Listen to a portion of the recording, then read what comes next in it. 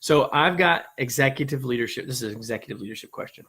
So I can't get my executive leaders to see the need for their own development. How can I convince them to spend time and money on their leadership development as well? Well, what's implied in the question is that they're open to helping others in the organization grow, which is great.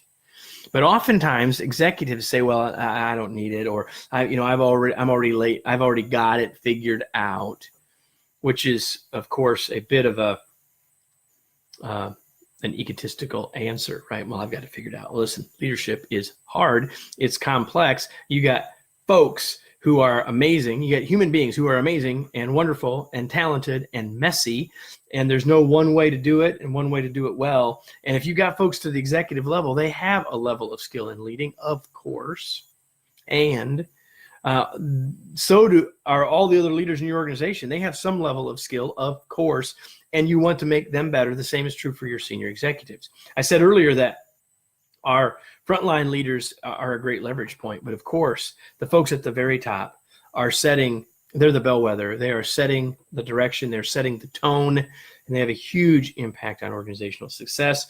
And here's the thing, if those senior executives believe in leadership development for everybody else, the exact same reasons that they give when they're saying why we're going to invest in other leaders are exactly the same reasons you parrot back to them.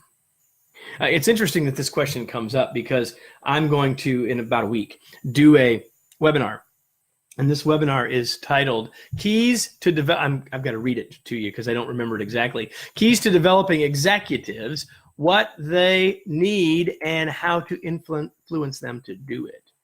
So the first thing I want to say is if you like the sound of that webinar, send me a Facebook message. You got my email, you got my message here, send it here, put it in here, give us your email address, or send an email to info@kevineikenberry.com and say, I want to get on the webinar, and we'll get you access to the webinar.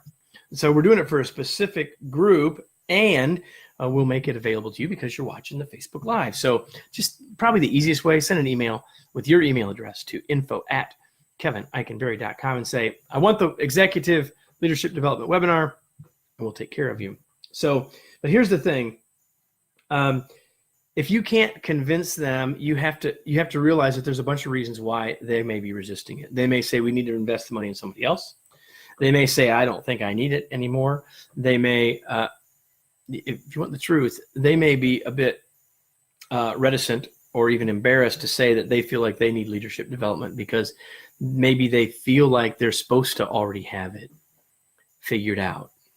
And that's incredibly important to think about. So the point is, there's a whole bunch of reasons why executives might be reticent or don't want to do it.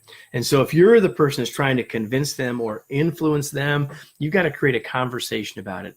Help understand what their reasons why for developing others are and see how many of those things apply to them as well. That's the first thing. Second thing is try to understand what their concerns are. And thirdly, help them think this through. That even if maybe they're not sure they need it for them, when they realize the role model that they are for those that they do want to provide skills to, the reality is that one of the best ways that they can influence the development of the leaders in the organization is to show that they're for them to engage in leadership development, whatever it looks like, whether it's in the same programming as everybody else or whether it's doing something different that maybe fits their needs. The reality is that their role modeling of the behavior is one of the best things that they can do to make it work for everybody else. So even if you can't convince them that they need it for them, you can convince them that their behavior and their role modeling can be the most powerful way that they can influence everybody else.